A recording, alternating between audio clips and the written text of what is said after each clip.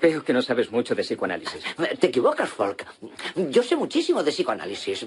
Unos timadores parecidos quisieron estafarme en la clínica Penguin. ¿Estuviste en la Penguin? Sí, señor, un manicomio. Pasé 6 meses en la sala de psicóticos, unas vacaciones que no recuerdo con demasiada nostalgia. ¿En serio? Sí. Oye, tranquilízate, ¿quieres? No hace falta que huyas. Oh, no quiero decir que fueras violento ni nada de eso. Pues sí que era violento. Por eso te ponen la camisa de fuerza, por ser violento. ¿Llevabas camisa de fuerza? Oye, que no voy a sacar un hacha y partirte la cabeza en dos, ¿sabes? No tengas miedo. Solo estoy sorprendido, nada más. ¿Qué pasó? ¿Por qué estabas allí? Rompí con una chica y me enviaron a un psiquiatra. Dijo... En fin, ¿por qué está tan deprimido y ha hecho todo lo que ha hecho? Y yo dije, bueno, porque yo quería a esa chica y me dejó. Y él dijo, pues tenemos que estudiar, en fin, que estudiar eso. Y yo dije, no hay nada que estudiar, yo quería a esa chica y ella me dejó. Y él dijo, pues tenemos, en fin, ¿por qué es tan intenso? ¿Por qué su sentimiento es tan intenso? Y yo, porque quiero a esa chica. Y él dijo, bien, ¿y qué hay debajo de eso? Y yo dije, nada debajo de eso, quiero a la chica. Y él dijo, pues tendré que darle medicación o algo. Y yo, no quiero ninguna medicación, quiero a la chica. Y él dijo, bien, por lo menos tenemos que trabajarlo. Y en ese momento arranqué de cuajo el extintor de incendios de la pared y le aticé en todo el cogote. Y al instante unos tíos de la compañía eléctrica me enchufaron unas pinzas de batería en la cabeza y lo demás... Bienvenidos a la teoría de la mente.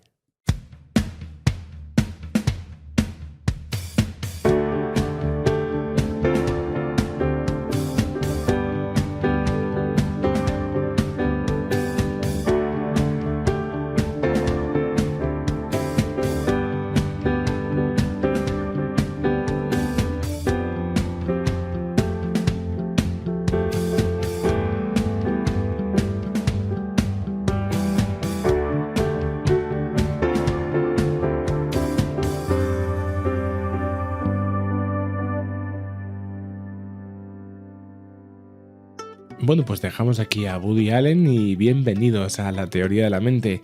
Ya sabéis, el podcast que está dedicado a la salud mental y a aquellos trastornos de ansiedad que nos aquejan.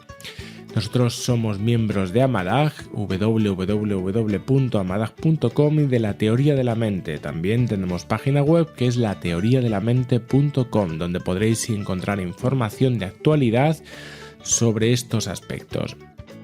Para contactar con nosotros, bueno, pues nos tendréis que llamar al 911198157, 911198157, o bien también escribirnos a info@amadag.com, o también, si es que estamos ahí con un montón de medios, también os podéis descargar nuestra app en iOS o en el Apple Store también, o también en el Google Play, que ya sabéis que se llama La Teoría de la Mente, para estar actualizados y a la última sobre todas las novedades que os ofrecemos.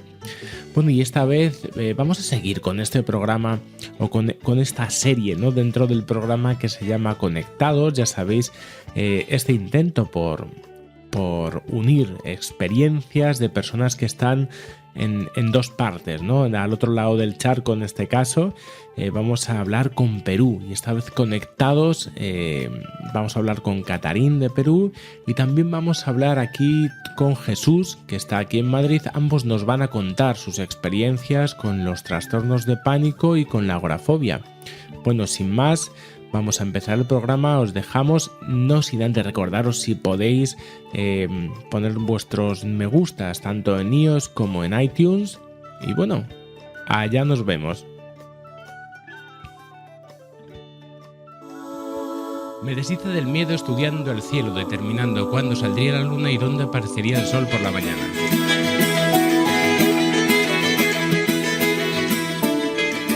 Decía Luis Bourgeois, y aquí estamos otra vez atravesando el océano, recorriendo 9.500 kilómetros hasta Perú, en un nuevo programa de Conectados.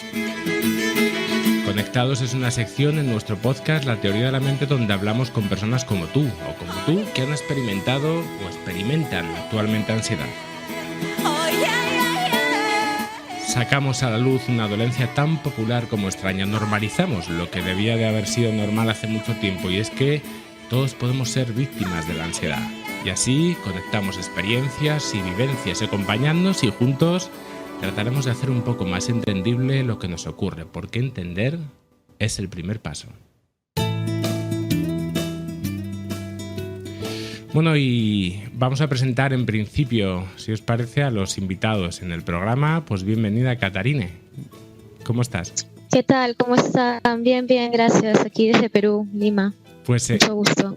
Y aquí vamos, porque vamos a Conectados casi siempre va a intentar hablar de un país diferente. En este caso conectamos Madrid con Perú, porque vamos a tener otro invitado. Catarina es peruana, es de Lima, es licenciada en Administración de Negocios Internacionales, tiene 31 años. Pues bueno, es buenas noches para mí, que entiendo que para ti será buenas tardes, entiendo, ¿no? Sí, así es. Buenas tardes por aquí. Estas magias ahí de los usos horarios y del tiempo. Y también compartimos programa y experiencias con Jesús de Madrid, que viene a contar también cómo el pánico llegó a condicionar su vida. Bueno, pues buenas noches para ti, Jesús, que sí estás en mi mismo uso. ¿Cómo estás? Buenas noches, Rubén, muchas gracias. Y nada, estamos aquí para ayudar un poquito también a la gente y que lo conozca, ¿no? Este problema. A eso vamos. Bueno, Catarina y Jesús son dos personas muy valientes porque han aceptado un poco nuestro reto de mostrar lo que la ansiedad ha significado para algunas personas y cómo esa ansiedad ha influido en sus vidas. Bueno, y a ver qué os parece. En el Conectados de hoy tenemos preparados los siguientes contenidos. En la sección de noticias vamos a ver si vivir en la ciudad o en el campo podría influir a la hora de padecer ansiedad. Como plato fuerte vamos a tener el privilegio de conoceros más de cerca las historias de Catarina y de Jesús. Y para finalizar vamos a seguir con los experimentos de esta vez, como estamos hablando de experimentos de psicología social, normalmente vamos a hablar de un experimento que es muy controvertido, que es el experimento de Milgram, donde descubriríamos hasta qué punto el sentido de la obediencia podría afectar a nuestras decisiones por encima incluso de nuestros valores y creencias. Bueno, ¿qué tal? ¿Os sentís preparados para hacer frente a este menú? Preparadísimo. Sí, claro, vamos. Pues vamos con ello. Para poder dar nuestras experiencias. Sí. Vamos allá. Vamos en principio con la noticia del día y luego continuamos. Bueno, parece ser que hay un estudio publicado por la revista Nature que revela que las personas que han nacido y crecido en áreas urbanas tienen un mayor riesgo de sufrir desórdenes de ansiedad y de estrés. La investigación parece que revela que la vida en la ciudad afecta negativamente a dos regiones cerebrales que regulan nuestras emociones. Los investigadores anteriores indicaban que el riesgo de padecer ansiedad es un 21% mayor para quienes vivían en ciudades. Atención. Y que además tenían un aumento del 39% en la incidencia de los trastornos de ánimo, según apuntaba James Proeser, que era miembro del Instituto Universitario de Salud Mental de Douglas de Canadá y era coautor de este estudio. Además, la incidencia de esquizofrenia, por ejemplo, se duplica para quienes han nacido y viven en las grandes urbes. Para llegar a esta conclusión, Presner y sus colegas estudiaron la actividad cerebral de voluntarios sanos en áreas urbanas y, por otro lado, voluntarios en áreas rurales y usaban la resonancia magnética funcional. De este modo comprobaron que la vida urbana está asociada con una mayor respuesta al estrés en la amígdala, que es una región cerebral vinculada a la regulación de las emociones y del estado de ánimo. Concretamente, los investigadores hallaron que los voluntarios de ciudades de más de 100.000 habitantes revelaban mayor actividad en la amígdala que los más de 10.000, que los núcleos urbanos de más de 10.000, y esto es a su vez más que la gente en las áreas rurales, ¿no? Entonces, por otra parte, además, crecer y educarse en un entorno urbano se asociaba a la actividad de la corteza cingulada, que es una región clave para la regulación de la actividad de la amígdala, de las emociones negativas y del estrés. Bueno, pues escuchando esta noticia, yo os preguntaría, ¿sois vosotros más de campo o de ciudad? ¿Sois ratones de campo o de ratones de ciudad? ¿Qué me decís? Yo ratón de ciudad, puro y duro. Tú, Jesús, ratón de ciudad. ¿Y tú, Catarín? Sí. Una ratona también, pero de ciudad igual. O sea, que somos urbanitas. Aquí estamos los tres. Pues yo vivo en un área de Madrid que está más o menos bien en ese sentido, vamos. Donde estoy tengo hasta huerto y todo. Pero aún así, sí, estamos aquí en Madrid. Bueno, ¿qué opináis tú? Vosotros, además, lo estaba hablando esta noche precisamente antes de venir aquí en uno de los grupos de terapia y se quejaba mucho la gente de Madrid, ¿no? ¿Vosotros qué opináis acerca de este estudio? ¿Qué os parece? Bueno, en realidad me parece que sí tiene sentido, porque bueno, Lima, no tengo la suerte de conocer Madrid, pero Lima también es una ciudad bastante complicada en temas especialmente de tránsito, de tráfico. Hay mucho parque automotor, eso hace de que la gente aquí pues se estrese demasiado. Las distancias para ir de un lugar a otro aquí son bastante largas. Podemos de repente viajar en el sistema del metro o del bus. Quizá podemos estar en un bus 2 horas, 2 horas y media para ir de repente de nuestros trabajos a nuestras casas. Madre o de un Dios, sitio a otro. Nosotros en Madrid nos quejamos porque podemos estar 1 hora, 1 hora y pico, ¿no? Pero Sí, a veces aquí el tráfico es intenso a ciertas horas de la mañana o de la tarde, ¿no? Generalmente cuando son para ir al trabajo, salida del trabajo. Y la verdad que sí es estresante, ¿no? Incluso el mismo Ministerio de Salud aquí en Perú, pues este año se pronunció indicando de que cerca del 30% de solo los limeños, ¿no? Tienen problemas de salud mental en general, ¿no? Y eso, pues, sí, eso incide bastante sobre las personas, ¿no? A diferencia de las zonas rurales, ¿no? Del país, de cierta forma tienen más campo, más áreas verdes, su estilo de vida es más tranquilo, es diferente al estrés que se vive aquí en la capital, ¿no? Por lo menos aquí en Madrid yo creo que vivimos un estrés parecido. ¿Tú qué crees, Jesús? ¿Tú cómo lo vives? Pues yo lo vivo muy intensamente, por decirlo de alguna manera. Entonces, tiene mucho sentido el estudio y yo creo que al final en las ciudades, yo creo que nos convertimos todos un poco en locos, ¿no? Lo que dice la compañera, pues el transporte, no solo el transporte y el día a día en la ciudad, el trabajo, te hacen sentir bastante agobio, ¿no? Entonces yo creo que tiene bastante sentido. Pues sí, el hecho de que quizá haya más personas que estén diagnosticadas, por un lado sí que habla, por un lado yo creo que es un éxito hasta cierto punto en el sentido de que es posible que existan, ¿no? Muchas veces lo decimos, bueno, pues que haya mayores controles que lo que podía hacer hace 20 años, pero por otro lado también, en el caso de una ciudad, las personas, por lo menos aquí vamos a hablar de ataques de ansiedad, yo creo que en vuestro caso sí que vamos a ver cómo ha influido en vuestras vidas, pero es cierto que, por ejemplo, en el campo no tienes metro, no tienes muchos medios de transporte o situaciones que sí que se pueden dar en la ciudad y que pueden ser realmente estresantes, ¿no? Sí, yo creo que el ritmo de vida, si al final se basa un poco en eso, en el ritmo de vida que hay en el campo, pues totalmente distinto a la ciudad. Yo incluso, mis padres son de campo, mucha familia mía han sido de campo y se les nota el ritmo distinto, ¿no? Incluso cuando yo voy al pueblo, por eso se nota la gente sin ese estrés que nosotros tenemos en la ciudad. Más feliz. Más feliz. ¿No? Exacto. Sí, se puede decir así. Otro ritmo, claro. Absolutamente. Bueno, pues vamos a pasar ahora. Mira, ahora normalmente lo que hacemos, ahora en esta sección de conectados, cuando el programa va un poco de conectados, bueno, no, en sí el programa es la teoría de la mente, pero a veces a mí me ha parecido una idea muy interesante el hecho de, bueno, pues juntar diferentes experiencias, más que de lo que muchas veces opinamos los profesionales, que en nuestro caso, bueno, pues puede estar más o menos bien, pero yo creo que los que de verdad podéis ser más protagonistas y podéis hacer entender a otras personas cuál ha sido vuestro proceso vais a ser vosotros, ¿no? Entonces, bueno, una de las características que tenemos en el programa es, bueno, pues que presentamos ahora una especie de mini test, ¿vale? No hace falta acertarlo. Bueno, es un mini test para ver algunas cosas curiosas sobre el funcionamiento de la mente, del cerebro, o incluso algunas concepciones o categorizaciones que tenemos, ¿no? O mitos que existen acerca del cerebro, ¿de acuerdo? ¿Qué os parece? ¿Os atrevéis? Perfecto. Venga, adelante. Sí, claro. Bueno, pues venga, vamos allá.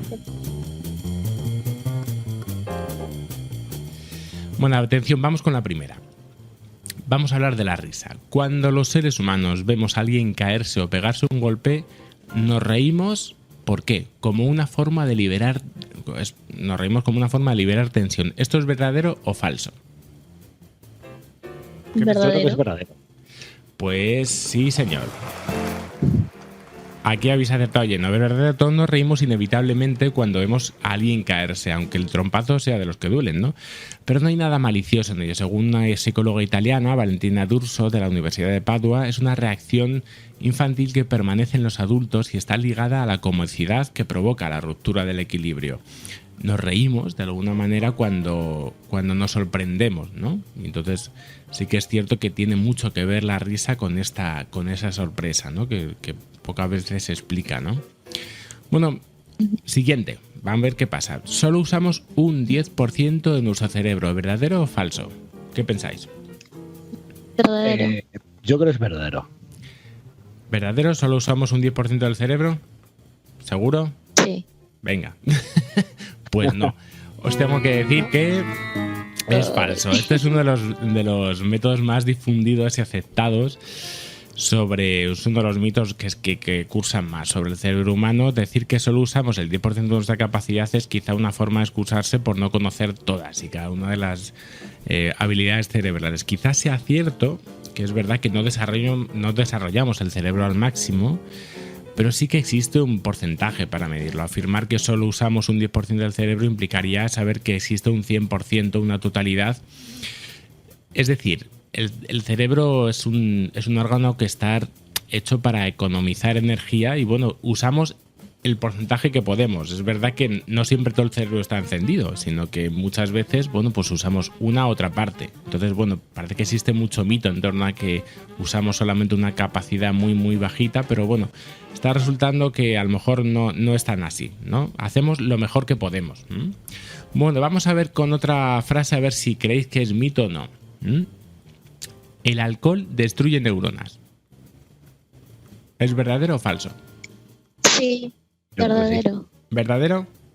Yo creo que sí. Pues no. De hecho, yo normalmente ahora por la noche, haciendo el programa, siempre me tomo un vino. Bueno, ahí estamos. Sí, siempre, a mí es que me gusta.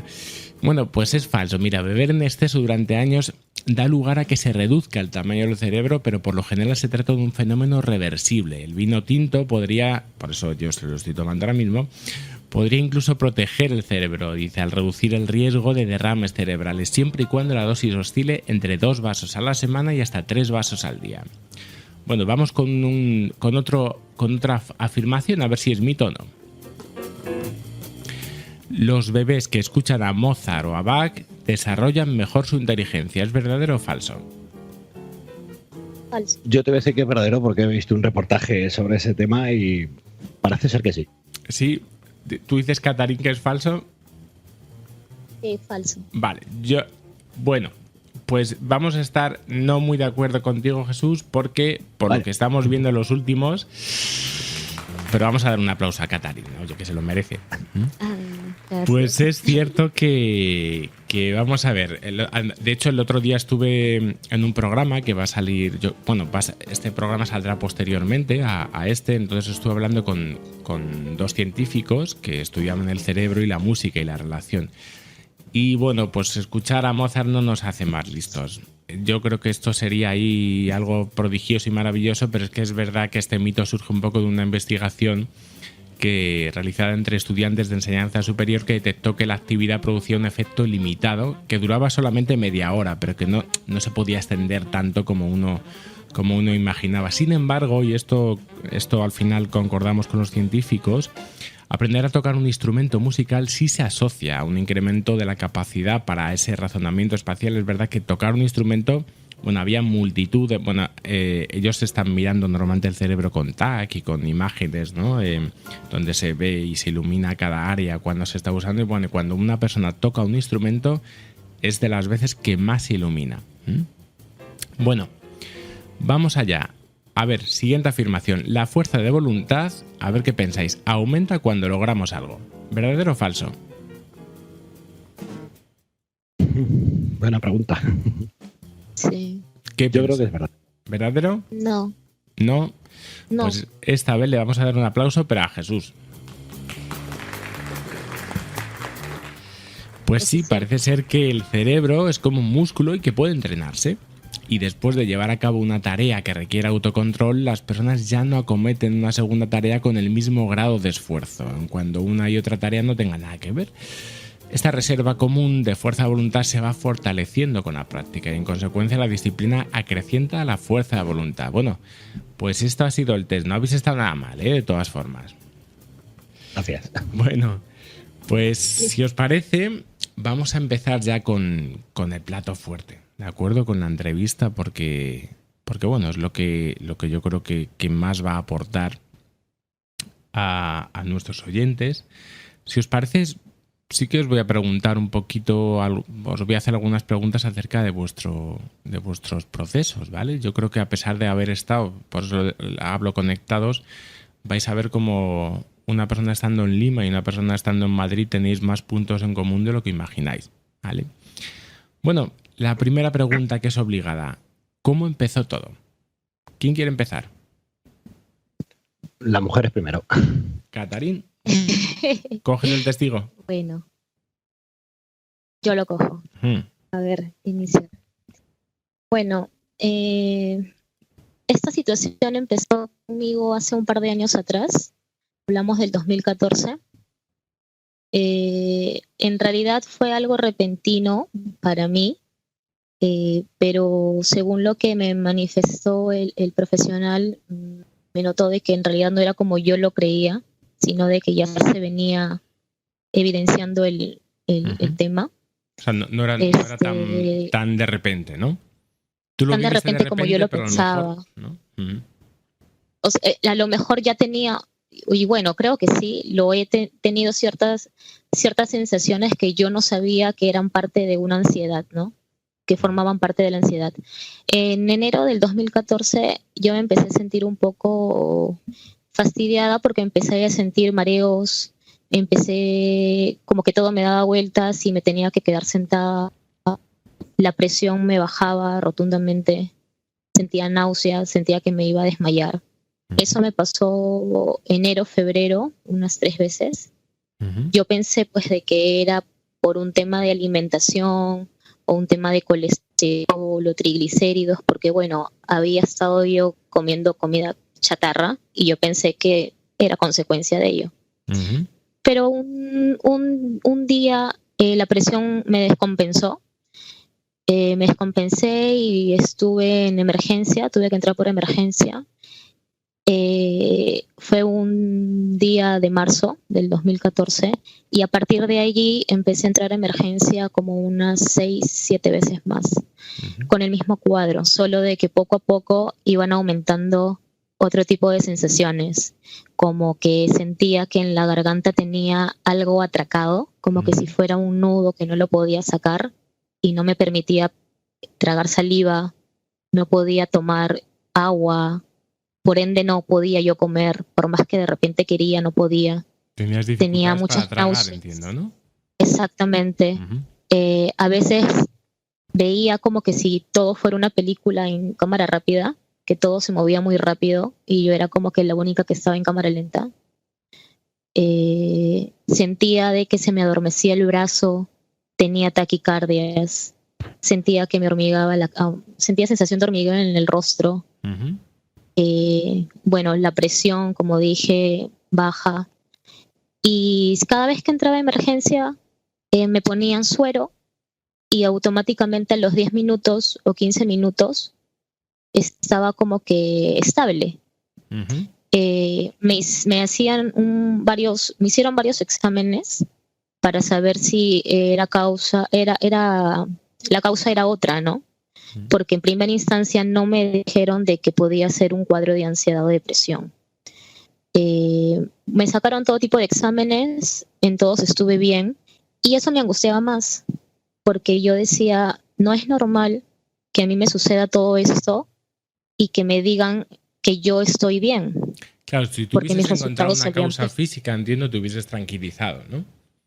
Claro, en realidad... ¿Por qué? ¿No?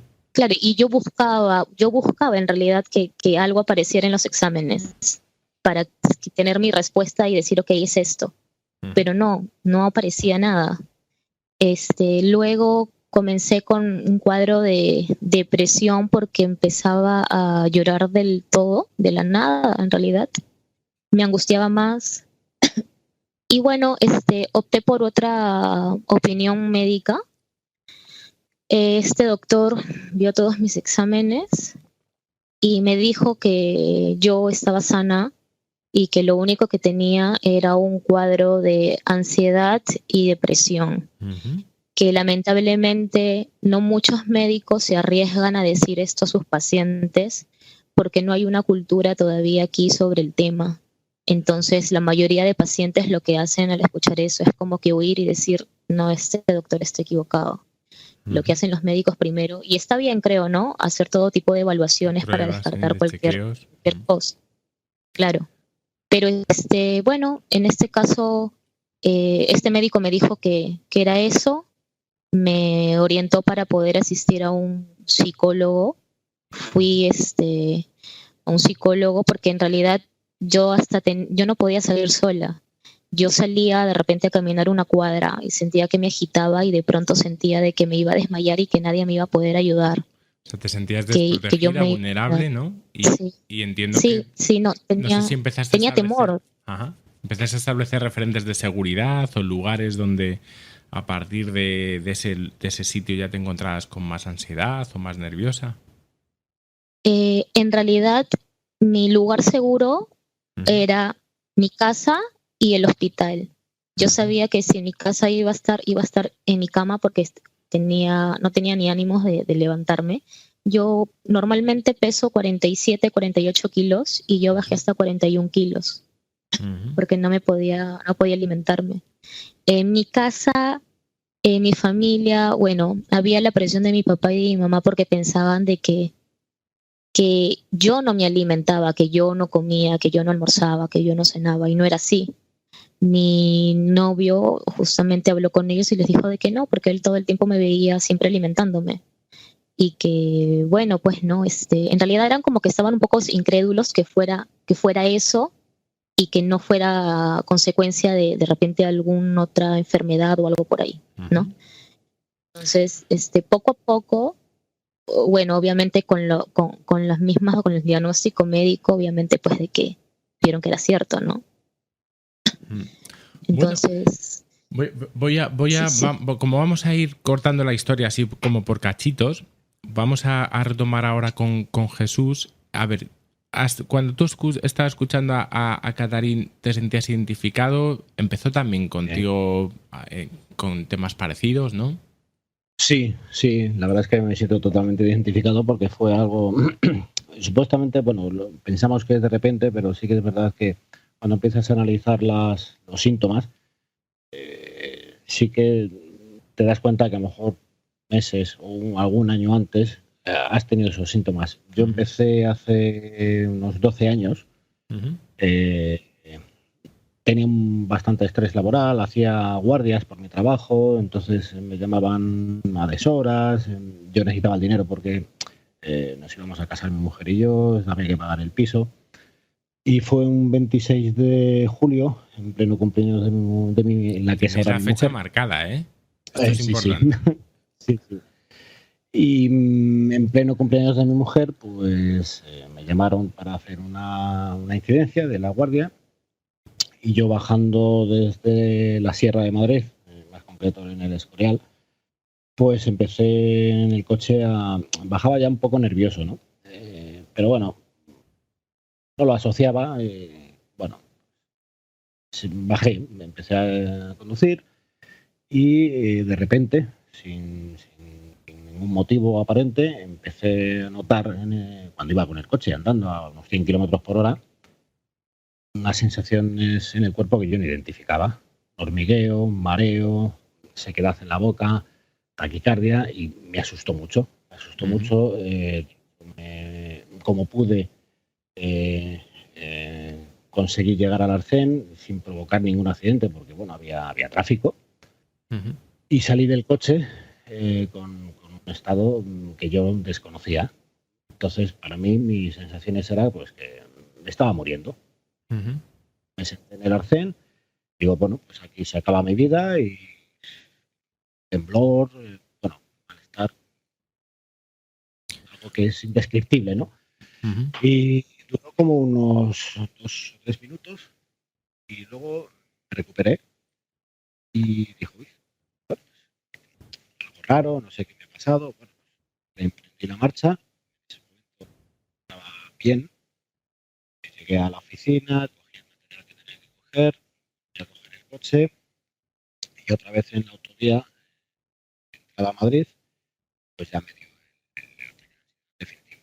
Voy a notar esas sensaciones, pero multiplicadas ya por 10 o por 20.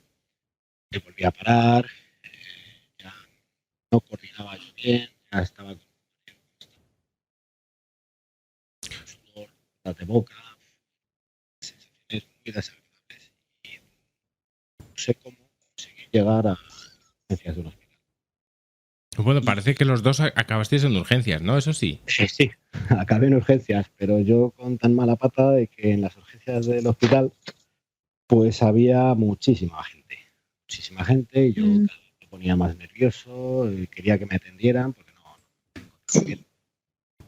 Y al final, bueno, pues, los amigos detectaron lo que era y un hermano mío que fue a buscarme, detectaron lo que era y bueno, pues salí de urgencias.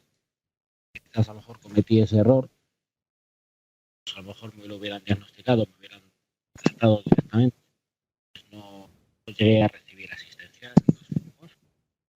Me volví a subir al Escorial, pero ya no. Ahí a raíz de ese momento mi vida cambió por completo. Yo ya estaba inseguro, para mí el coche ya era.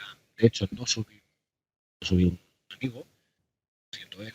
Para mí el coche era ya un infierno, un estado de nervios, una angustia continua. Y bueno, ese mismo fin de semana, el domingo, había que bajar a Madrid porque no se trabajaba. Conseguí coger el coche, pero a mitad de camino tuve que parar y que cogiera ya el coche porque ya no me veía capaz de conducir. O sea, parece ser, ¿no? Que esto es importante. Hay un antes y un después muy claro, a pesar de que, yo no sé, vamos a ver si en los dos, a pesar de que sí que existe yo creo que una acumulación de estrés a lo largo de vuestra vida que parece que en un momento determinado revienta, ¿no? No sé si Sí. tú, Catarín, confirmas o confirmarías esto. Miren, en realidad, esa era una de las preguntas que le hice a mi psiquiatra cuando ya empecé el proceso de, bueno, de atención, ¿no? Yo le decía, yo no entiendo por qué me pasa esto si yo he estado en otro tipo de situaciones mucho más estresantes y nunca he tenido nada parecido, ¿no? De repente podría haber sentido algo, pero no lo identificaba, ¿no? Pero es una suma de estrés, tal vez, con de repente emociones encerradas en algún momento de nuestra vida que de repente pensamos haberlo cerrado y no fue así. Y el cuerpo pues va acumulando todo eso y trata de sacarlo de alguna manera del cuerpo, ¿no? Y a veces estalla como una bomba. Sí, Tú estoy de confirmas acuerdo. eso también, ¿no, Jesús? Estoy de acuerdo porque al final vamos acumulando, quizás también va un poco en la persona, ¿no? Cómo eres como persona, si a lo mejor incluso yo me considero en cierto modo inseguro, siempre quiero estar todo, al 100% para que la gente esté cómoda, no solo la gente alrededor de mi familia, sino a nivel laboral también. Entonces, quizás esas inseguridades al final lo que te hacen es llevarte a este extremo.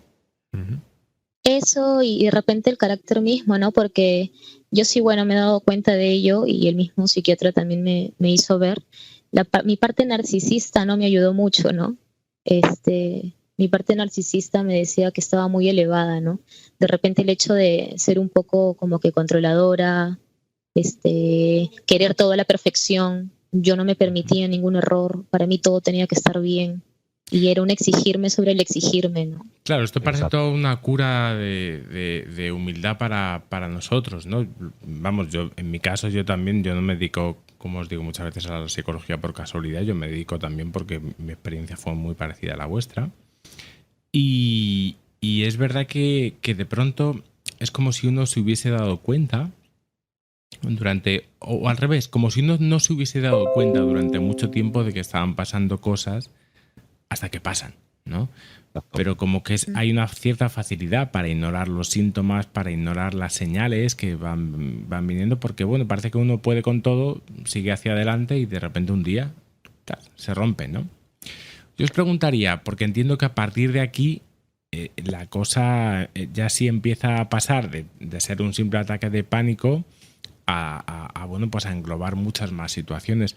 ¿Cómo ha llegado en una situación más complicada, cómo ha llegado a ser un día de vuestra vida con este problema cuando habéis estado en la parte más, quizá más grave del problema?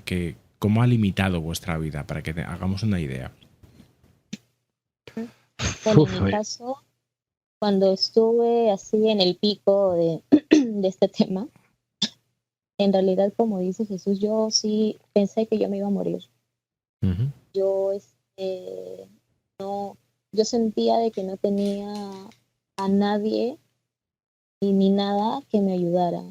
Y prácticamente me limité en todo porque no salía, como digo, ni siquiera a caminar una cuadra fuera de mi casa. Paraba todo el tiempo adentro, simplemente quería dormir, no quería hablar casi con mucha gente porque de pronto alguien me visitaba para saber cómo estaba y me ponía a llorar. Y esa angustia, yo en realidad nadie podía ayudarme. Uh-huh. Una sensación de desamparo, ¿no?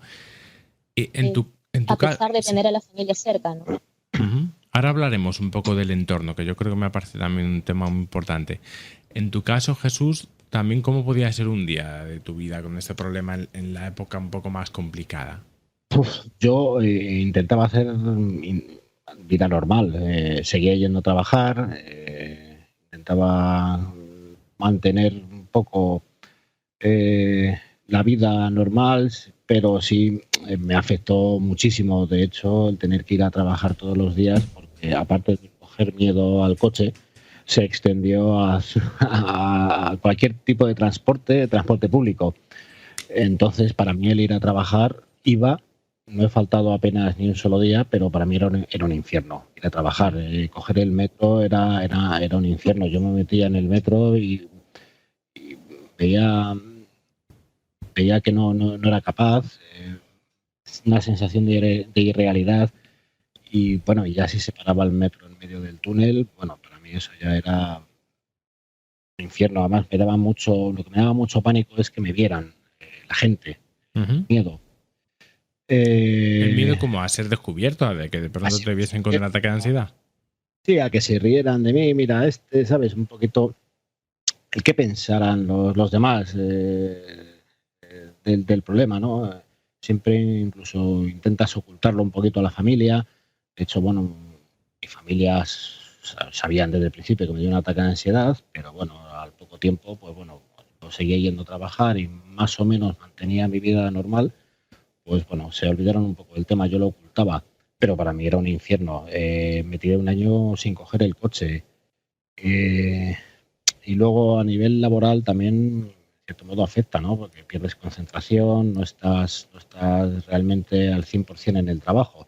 Y eso, por lo menos en mi caso, me generaba mucho más estrés, porque bueno, para mí era muy importante que la gente estuviera a gusto conmigo, con mi trabajo, con mi actitud. Entonces, eso me generaba muchísimo también, y era, la verdad es que una vida muy condicionada.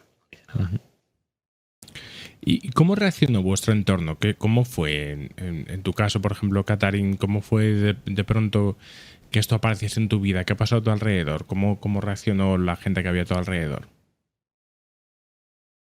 Bueno, para empezar, mi familia, ¿no? Como digo, era un poco incrédulos del tema, excepto mi hermano, que por ahí él también un tiempo estudió medicina y como que de repente podía tener la mente más amplia en ese aspecto, ¿no?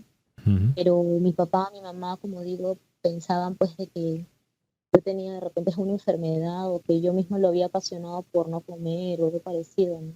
El desconocimiento. Algunas amistades que son las más cercanas, tampoco no creían en la situación en que me veían, ¿no? Porque jamás en la vida me había puesto así. Yo soy una de las personas que soy bien activa, que soy por un lado, otro lado, todo el tiempo, siempre constante en actividad Ujú. y era totalmente lo opuesto. En Vale. el trabajo tuve la suerte de que el gerente, cuando supo sobre el cuadro, él sí entendió porque había tenido un caso cercano. Y Claro. tuve la suerte de que él me dio como que tómate el tiempo que tú necesites para recuperarte y que vengas al 110% como siempre lo hay, ¿no? Por Bueno, ese lado tuve suerte más que Jesús. hay una característica, yo creo que es que habéis dicho los dos y que es común.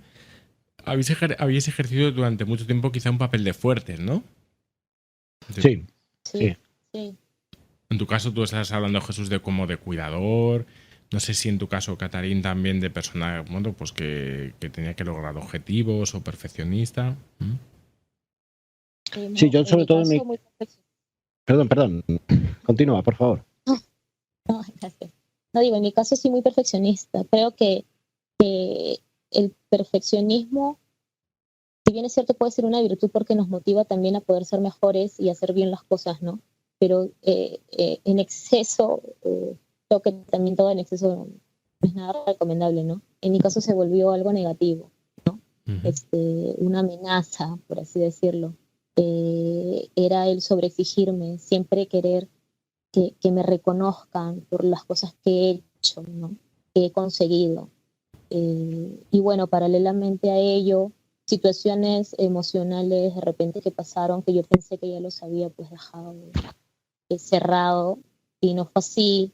O de repente también tuvo que ver mucho cuando mi hermana se fue del país, y yo pues me enteré de un momento a otro, ¿no? Y yo creo que eso lo fui cargando, como no la veo yo hasta el día de hoy, ya son casi 6 7 años. Yo creo que eso fue lo que yo llevaba la fortaleza para que en esos momentos en mi casa no se derrumben, era como que yo era la muy fuerte.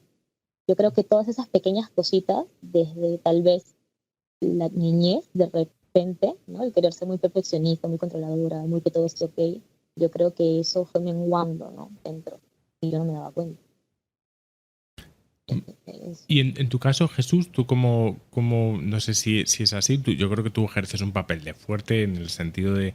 Porque claro, esto contradice, que es lo que yo casi siempre tengo que constatar normalmente con los pacientes, esto contradice la visión, la visión normal, es decir, de personas quizá más vulnerables o más... No, son personas que durante mucho tiempo han tenido que ser fuertes o han desempeñado un papel, pero que quizá también habían desoído un poco sus mandatos internos o sus propias necesidades. No sé tú si, Jesús, estás de acuerdo en este caso.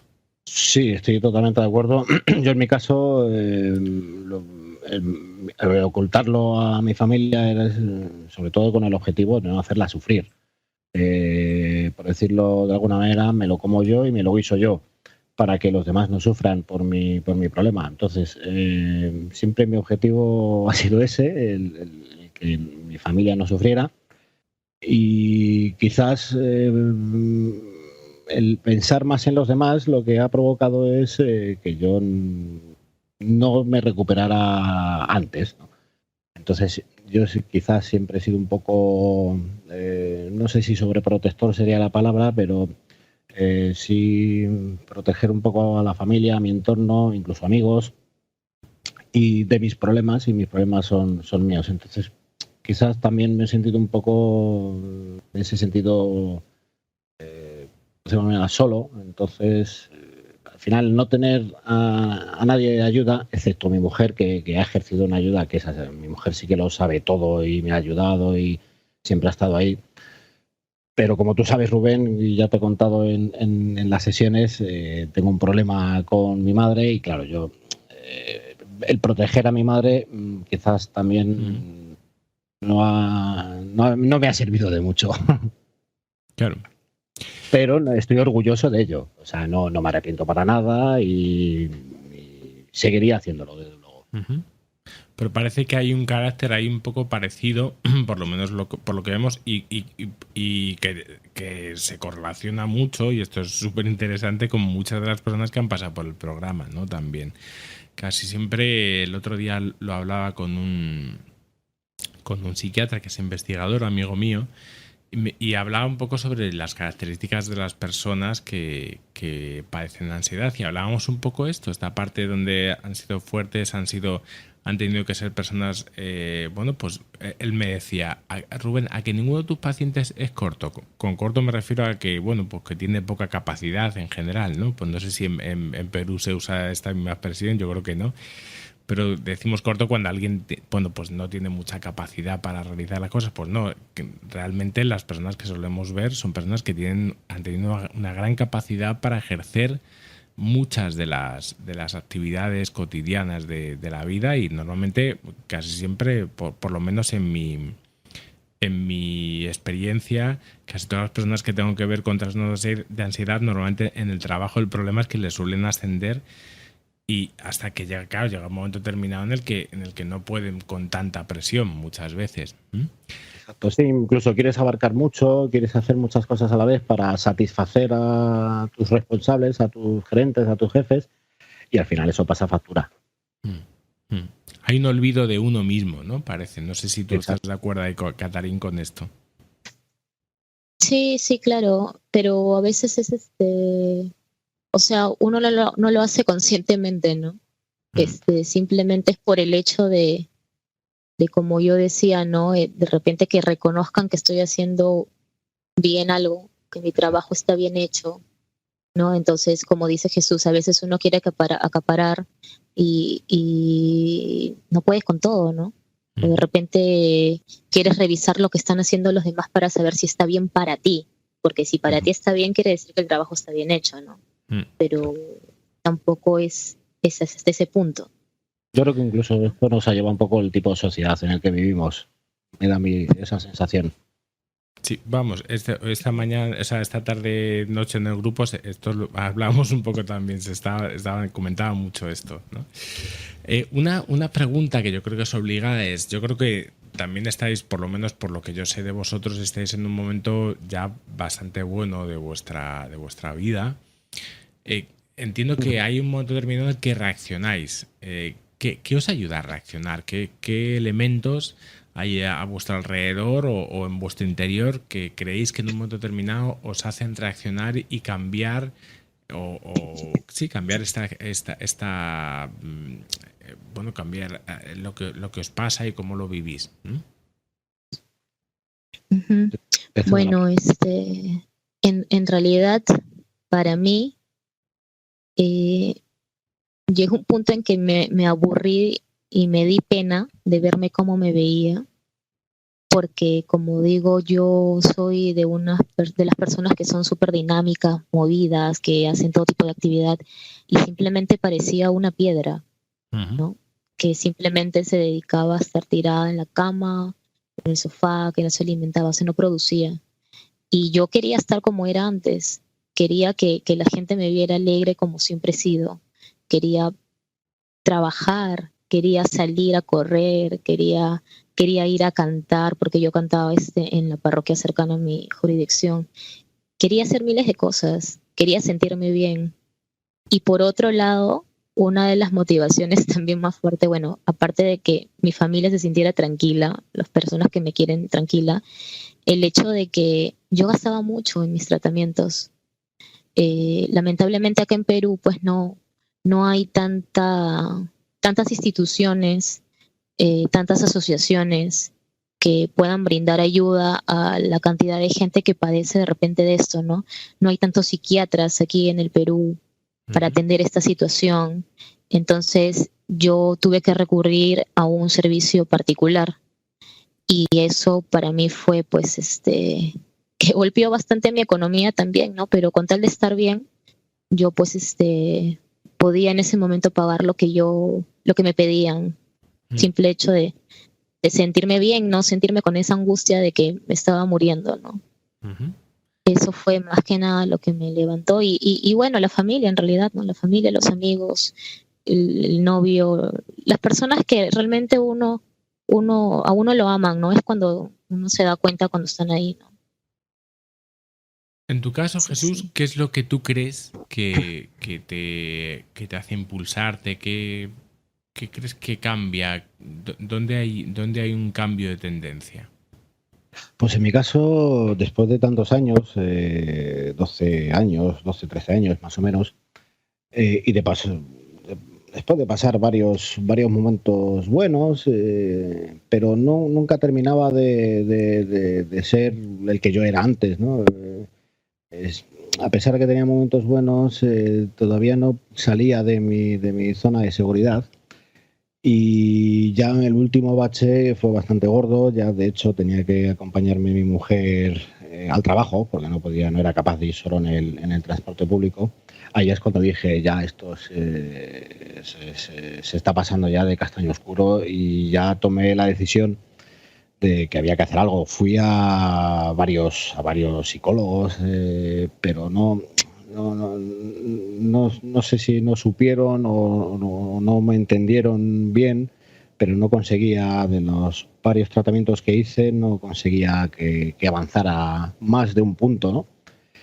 Y en este último bache, que fue bastante fuerte cuando me tenía que acompañar a mi mujer, pues ahí ya dije, esto no puede ser.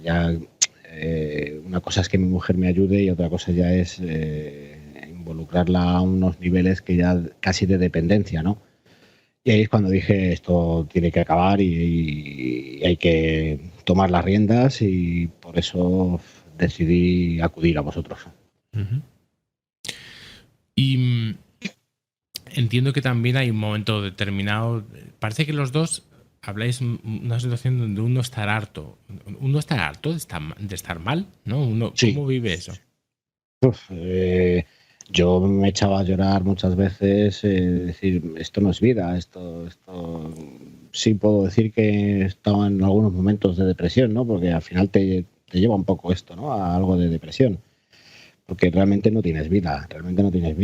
Yo sí que he conseguido ir a trabajar todos los días, pero no es vida, sigue sin ser vida. Aunque estés trabajando, aunque tu vida social sea buena y tu familia sea buena, no consigues la plenitud porque estás en un encerrado, como una jaula virtual que no puedes salir de ella, y ya acabas harto.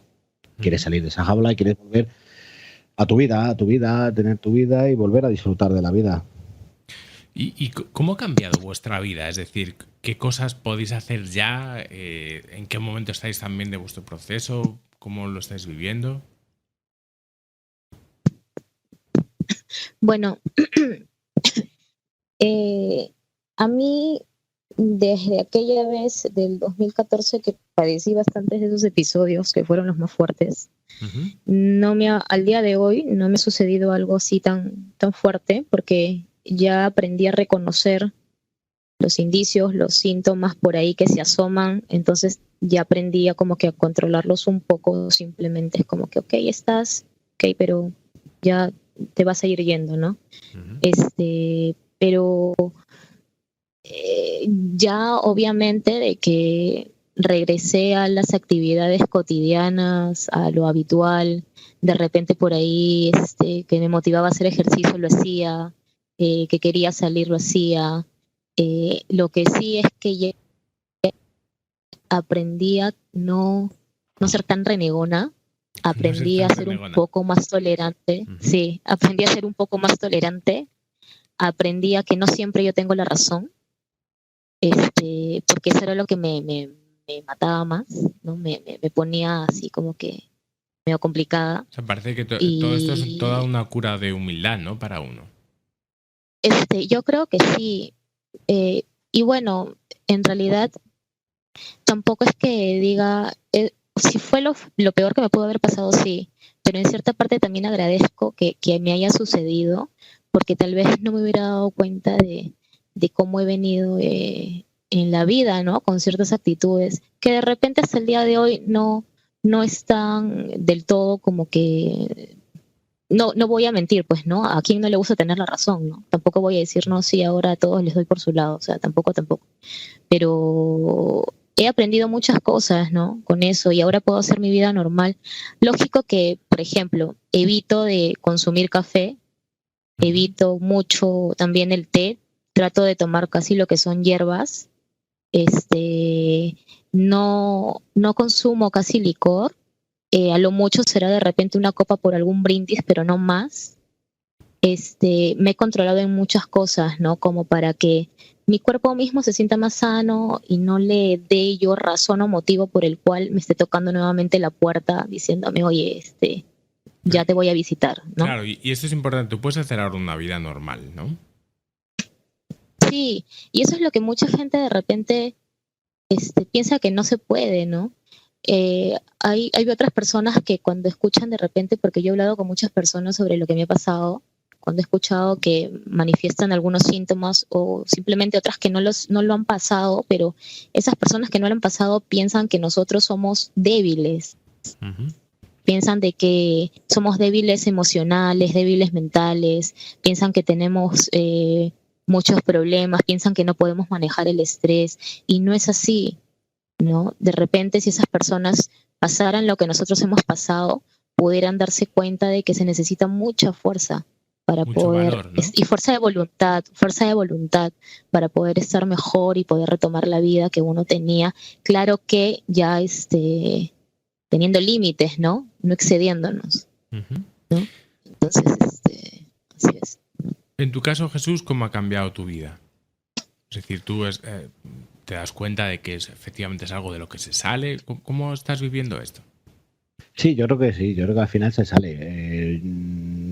Yo ahora mismo estoy en una situación que no me esperaba, ya ni soñaba con ello. Ahora mismo voy en el metro tranquilamente, voy incluso, a mí me daba mucha fobia el estar en el metro, muchísima gente y casi sin apenas moverme. Entonces, ahora mismo en ese sentido, en lo que es la parte del transporte público, joder, incluso hasta la disfruto. Hay momentos que hasta la disfruto y dices, joder, te hace ver un poquito las cosas, las pequeñas cosas de la vida te hace verlas de otra manera, ¿no? Más positiva, más disfrutarlo, ¿no? De otra manera. Y con el coche, jolín, pues la verdad es que todavía no estoy al 100%, pero estoy disfrutando, estoy empezando ya a disfrutar del coche y en ciertos momentos a tener ganas ya de salir de esa pequeña burbuja que de vez en cuando voy saliendo, me lo estoy tomando porque con tú ya bastante montas calma. en avión, ya haces, ya puedes hacer muchas de las cosas. Te faltaría Sí. el coche en largas distancias, ¿no? Más o menos. Exacto. Quizás ese es como fue el origen del problema, es lo que me está costando un poquito más. Pero bueno, estoy bastante contento con el progreso y me voy yo, vuestra ayuda, me voy poniendo algunos objetivos y los voy cumpliendo poco a poco. Entonces, quizás las otras veces, mis otras recaídas han sido por impaciente, ¿no? Creo que eso es uno de los problemas que tenemos los que recaemos, la impaciencia por mejorarte y dices, venga, pues ahora me cojo el coche, me voy a hacer 20 kilómetros, no, porque los haces mal y a lo mejor no estás cómodo y vuelves a recaer. Entonces yo creo que lo que me habéis enseñado vosotros es primero a entenderlo y a tomártelo con un poquito más de calma en la recuperación, que yo creo que es importante, ir asimilando la recuperación. Uh-huh. Porque es posible que algunas veces has nombrado una palabra que es como un poco tabú, ¿no? Entre todas las personas, que es esto de la recaída, ¿no? Y lo que significa. No sé, ¿tú, Catarina, alguna vez has vivido una recaída en todo esto que te ha pasado o no? Haber tocado fondo como toqué aquella vez, no.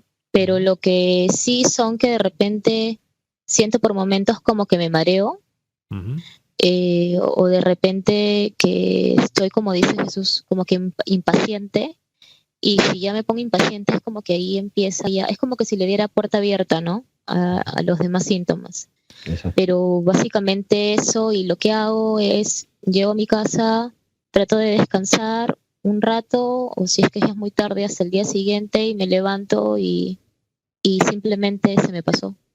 Sí, yo lo que he aprendido un poco con vosotros es cuando empiezas otra vez a notar esos síntomas, decir, paras un momento, lo analizas y dices, no, esto es lo de siempre y qué es lo que no hacía antes. Intentaba luchar contra ello como si fuera un huracán, pero estás tú solo, ¿no? Entonces ahora ya dices, paro, no me meto en el huracán y lo analizo y sigo adelante. Es un poco entender, ¿no? Las emociones, las sensaciones del cuerpo, que es importante. Bueno, ¿qué diríais por último para alguien que esté pasando por donde habéis pasado vosotros ahora mismo, pero que claro, que no esté donde estáis ahora, sino donde quizás estuvisteis en su momento. Si tuvieseis que volver otra vez y tuvieseis la oportunidad de haberos dicho en ese momento algo que habéis aprendido ahora, ¿qué le diríais a alguien que está ahora mismo en esta situación, pues como habéis llegado a describir, donde es difícil, donde no puede salir apenas de casa, ¿qué podríais decirle?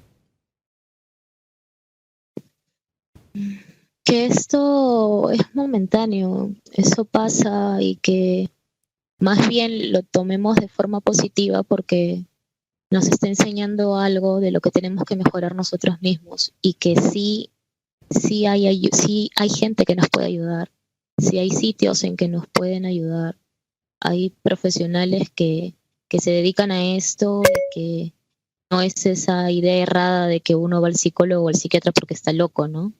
Sino porque en realidad yo creo que todos deberían de pasar por un psicólogo en algún momento de su vida. De esto sí se sale con fuerza de voluntad, teniendo a la gente al lado, acompañándolos, y que esto simplemente es de momento, ¿no?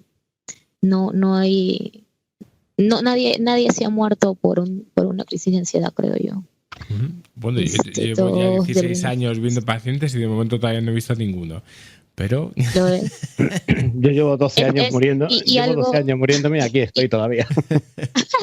No, y algo que me dijo el psiquiatra y que siempre lo tengo presente y que me ayuda un montón, ¿no?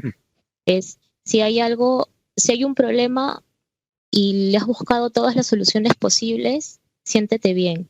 Si no tienes solución, a pesar de que hayas buscado todas las alternativas, bueno, entonces también para qué te haces problema, ¿no? Si ya buscaste todas las alternativas, entonces no depende de ti, ¿para qué te metes en un hoyo? O sea, ya no. Hay que aprender también eso, ¿no? Porque es ahí donde uno se desespera. Claro, se parece esa frase de, bueno, si tienes solución, ¿para qué te preocupas? Si no tienes solución, ¿para qué te preocupas, no? ¿Para qué te preocupas? Claro. En tu caso, Jesús, un poco para ir terminando, ¿tú qué dirías a alguien que está pasando por donde ahora mismo, o que está, como hemos hablado, en otro estadio, y que tú pudieses decirle algo, ¿no? Pues yo rotundamente diría que de esto se sale. De hecho, cuando tomé la decisión de esto ya se acabó, fue por un reportaje que vi vuestro y de unas personas que se habían recuperado y dijeron lo mismo y de esto se sale. Entonces, yo creo que hay que dar mucho ánimo, mucha fuerza, que la fuerza al final todo el mundo la sacamos de donde sea. Al final yo creo que los que pasamos por esto somos más valientes de lo que pensamos. Hombre, yo siempre digo que hace falta mucha valentía, por ejemplo, para ir a Marte, ¿verdad? Porque para muchas de las personas que están viviendo esto, cada vez que viajan, cada vez que tienen que ir a otro sitio, se van a un lugar absolutamente desconocido, ¿no? Sí. Un lugar que es totalmente inhóspito y es un lugar que hace falta mucho valor, no para viajar, sino para ir a Marte, ¿no? Que es lo que siempre digo desde aquí.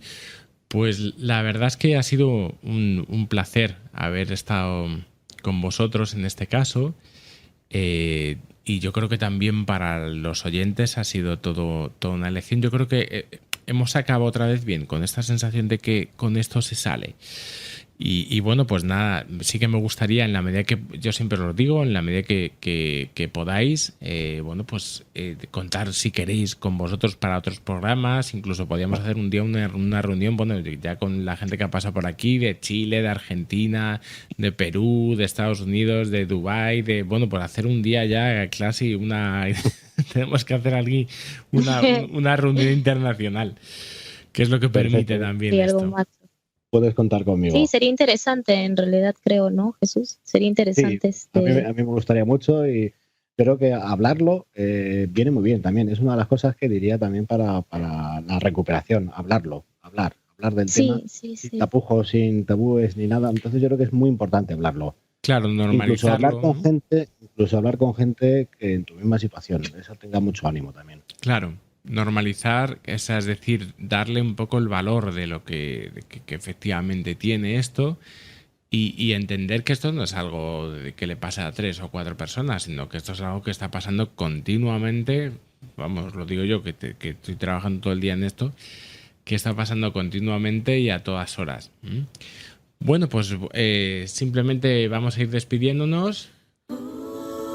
Muchísimas gracias por haber estado en el programa. Con vosotros, queridos oyentes, han estado Catarín, Jesús, bueno, y un servidor, Rubén Casado.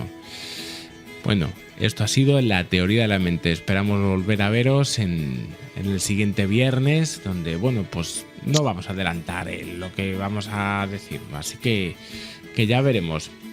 Os dejamos ya simplemente con la siguiente sección con la que trabajaremos, con la que vamos a estar, que es, bueno, este experimento tan intrincado de Milgram. Bueno, pues muchas gracias, Catarín, y muchas gracias, Jesús. Gracias, Rubén. Gracias a ti, Rubén. Gracias a ti, Jesús. Gracias. Buenas noches.